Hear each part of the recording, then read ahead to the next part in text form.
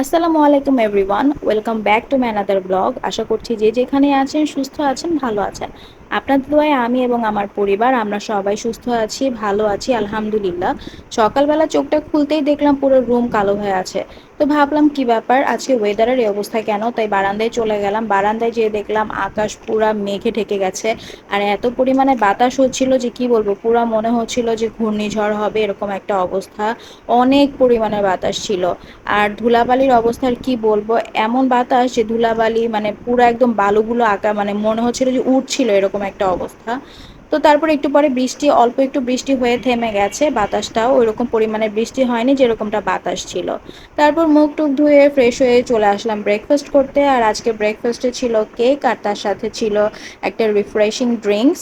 তো এই ড্রিঙ্কসটা কিন্তু আসলেই মানে মজা ছিল, খুবই রিফ্রেশিং ছিল, এটা আমি বলতে পারি। খেয়ে খুব রিফ্রেশ ফিল হয়েছে। আর মাঝে মাঝে এরকম ড্রিঙ্কস খেতে কিন্তু ভালোই লাগে। তো এই তো আমি আমার ব্রেকফাস্টে সেরে নিচ্ছিলাম। আর কেকটাও ভালো ছিল, মজা ছিল।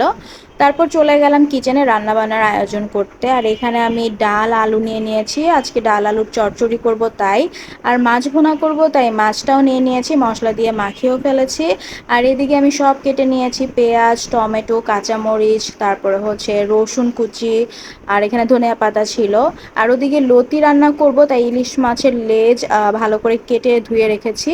আর এই তো লতি, এই লতি কাটতে যে অবস্থা খারাপ হয়ে যায়, কিন্তু রান্নার পর খেতে কিন্তু 1 মিনিটও লাগে না। তো রান্না বসিয়ে ভাবলাম যে ঘরটা একটু ক্লিন করে ফেলি। আর এদিকে কার্পেটটার দিকে চোখ পড়তে দেখলাম যে এখানে চিপসের গুঁড়ো টুড়ো পড়ে আছে, কারণ এখানে যেহেতু বসে বসে টিভি দেখা হয় আর মাঝে মাঝে আর কি টুকটাক কিছু খাওয়া হয় তাই। তো তারপরে ব্রাশটা দিয়ে ক্লিন করলাম। আর এই ব্রাশটা দিয়ে কার্পেট ক্লিন করতে কিন্তু খুবই ইজি, খুব সহজেই কিন্তু কার্পেটের উপরে লেগে থাকা ময়লাগুলো ক্লিন হয়ে যায়। তারপর একটু ঝাড়ু দিয়ে নিচ্ছিলাম। আর সোফার নিচে কিন্তু অনেক ধুলাবালি জমে যায়, আর আজকে যেহেতু অনেক পরিমাণ বাতাস, তো ঘরে অনেক ধুলাবালি হয়ে গিয়েছিল। তো তারপর আবার চলে আসলাম কিচেনে, দেখলাম মাছ ভুনাটাও হয়ে গেছে। আবার চলে গেলাম ঘর মুছতে। তো এখানে ঘরটা আমি মপ দিয়ে নিচ্ছিলাম। আর ওদিক দিয়ে রান্না তো চুলায় আছেই, আবার দৌড়ে কিচেনে চলে গেলাম, দেখলাম লতিটাও প্রায় অলমোস্ট হয়ে গেছে। অনেক টায়ার্ড ফিল করছিলাম যেহেতু কিচেনের কাজ করছিলাম পাশাপাশি ক্লিনিং এর, তো ভাবলাম যে একটু শরবত বানিয়ে রাখি, কাজ শেষ করে খেয়ে নিব। তাই লেবু আর মধু দিয়ে শরবতটা বানিয়ে নিলাম। আর এখানে আমার লতি তরকারি কিন্তু হয়ে গেছে। লতি কিন্তু কাটতে খুবই কষ্ট, বাট খেতে কিন্তু অনেক মজা। আর জান্নাতের বাবার অনেক পছন্দের তরকারি এটা।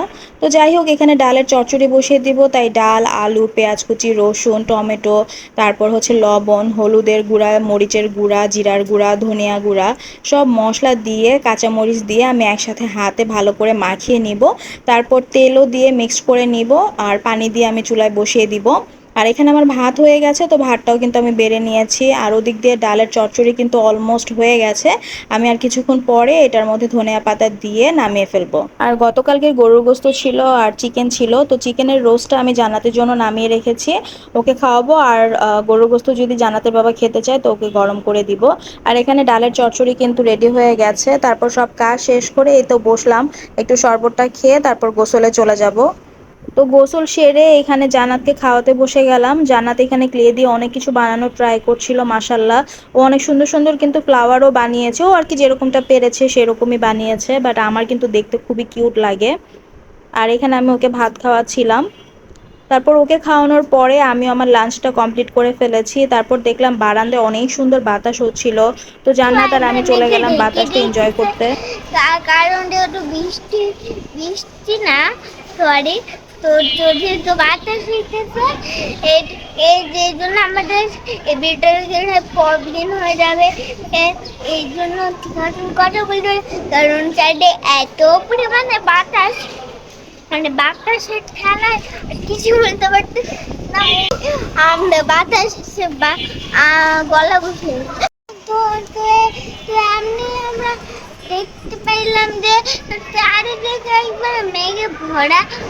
আর আর কপালে কালো দাগ হয়েছিল, এই যে এর জন্য মায়ের তার ক্যামেরাটা তো অফ জান্নাত করে এখানে অনেক দিল। কথা বলছিল, তো আমি ওর এই কিউট কিউট কথাগুলো মাশাল্লাহ একটু রেকর্ড করে নিলাম। আর ও কিন্তু এখানে একটা গানও গেয়েছে, তো গানটাও আমি আপনাদেরকে শোনাচ্ছি।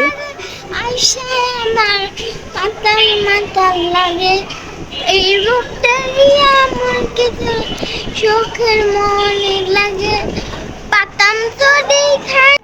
মাশাআল্লাহ, তো অনেক সুন্দর করে গান গাচ্ছিল আর আমার সাথে অনেক কথা বলছিল। তো সবাই আমার জান বাচ্চাটার জন্য একটু দোয়া করবেন যেন ও সবসময় আমার সুস্থ থাকে, ভালো দেশের থাকে। শহরে ইট পাথরের নগরে। তো ভাবলাম যে সন্ধ্যায় আজকে কি নাস্তা রেডি করা যায়, আর যেহেতু বাইরের অনেক সুন্দর একটা ঠান্ডা বাতাস ছিল, গরম ছিল না আজকে, তো ভাবলাম একটু ভাজা ভাজির আইটেম করি। তো এর জন্য আমি আলু সমোচা বানিয়ে নিয়েছিলাম। তো ওইটাই ভেজে নিয়েছিলাম সন্ধ্যা নাস্তার জন্য। তো এই তো রেডি হয়ে গেছে আলু সমোচা। তো আলহামদুলিল্লাহ সন্ধ্যা নাস্তাটা ভালোই গেল, আলু সমোচাটা মজা হয়েছিল। তো তারপর একটু কফি বানিয়ে নিলাম। ভাবলাম এই ঠান্ডা ঠান্ডা ওয়েদারে একটু চা বা কফি হলে ভালো হয়। তো চাটা খাইনি, জান্নাতের বাবাকে দিয়েছি, আমি কফি বানিয়ে নিয়েছি। তো এখানে কফি খাচ্ছিলাম আর জান্নাতকে পড়াচ্ছিলাম। জান্নাত মাশাআল্লাহ অনেক সুন্দর করে লিখছিল। তো এই ফাঁকে আবার জান্নাতের বাবা আমার জন্য ড্রাগন ফ্রুট কেটে নিয়ে এসেছে। আমি জানিও না, ওকে বলিনি, ওই নিজে কেটে নিয়ে এসেছে আমার জন্য। তো এই ছিল আজকের ব্লগ। তো আমাদের জন্য সবাই দোয়া করবেন যেন আমরা ভালো থাকি, সুস্থ থাকি। আর আমার ব্লগগুলো ভালো লাগলে অবশ্যই আমাকে সাপোর্ট করবেন। আপনারাও ভালো থাকবেন। আল্লাহ হাফেজ।